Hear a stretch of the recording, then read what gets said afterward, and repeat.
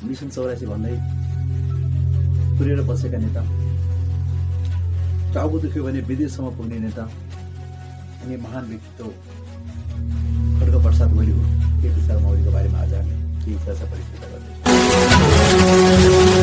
फुलेका दारी चाउरी परेको अनुहार भुसिया कुकुर जस्तै आवाजमा डरलाग्दो स्वभाव भएका खड्गप्रसाद ओली केपी शर्मा ओली मरेको सुन्यो कुहिएको भए श्रीमती र आसपासले मात्र दुर्गन्ध थपाउने थियो होला, तर उनी बोल्दा फालेको दुर्गन्ध विश्वभरि छरिएका नेपालीको नाकसम्म डुङ डुङ्ती गनायो।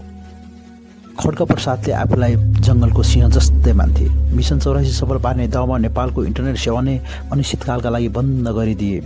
यसको सिधा असर अर्थतन्त्र, स्वास्थ्य, शिक्षा, बेरोजगार, वैदेशिक रोजगारमा रहेका दाजुभाइ दिदीबहिनीलाई सिधा लात्ताले छातीमा हाने जस्तै बनाइदियो।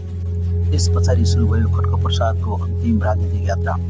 2082 साल भाद्र 23 गते सडकमा उत्रिएका बालबालिकामाथि लाठी र पानीको फोरा मात्रै बर्साउने आदेश दिएनन्, ताकि छाती र टाउकोमा गोली हान्न समेत आदेश दिए। चन्द्रकुपेर खापुङ आइजिबी खड्गप्रसादका चल्ला थिए।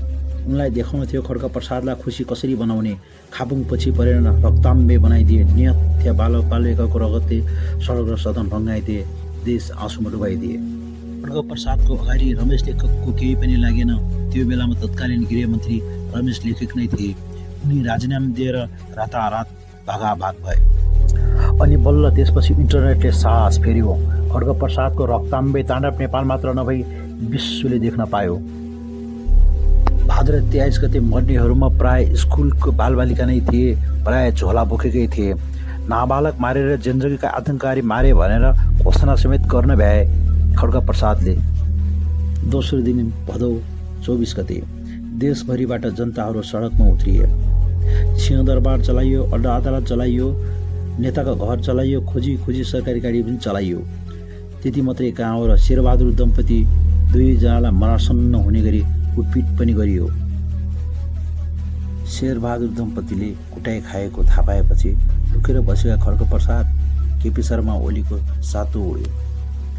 आर्मीको रेस्क्युमा हेलिकप्टर मगाइयो। छुन्निएर ज्यान बचाएर भाग्न सफल भए। विश्वको पहिलो रेकर्ड मान्नुपर्छ। 36 घण्टामै देश जनताको कब्जामा भयो। अनन्त खड्गप्रसादले सैन्य शासन लागू गर्न कदम चाले, तर केही सिप लागेन। केही सिप नलागेपछि अनन्त सुटुक्क राजीनामा दिए र आर्मीको घेराभित्र चुपचाप बसिराखे, पुरै सुरक्षामा। अन्ततः देश जेनजीले आफ्नो नियन्त्रणमा लियो। सुशीला कार्कीको नेतृत्वमा चुनाव पनि भयो। चुनाव हारेका केपी शर्मा ओली अहिले राजाको पछाडि सल्लाउँदैछन् फेरि नयाँ विद्रोह गर्ने।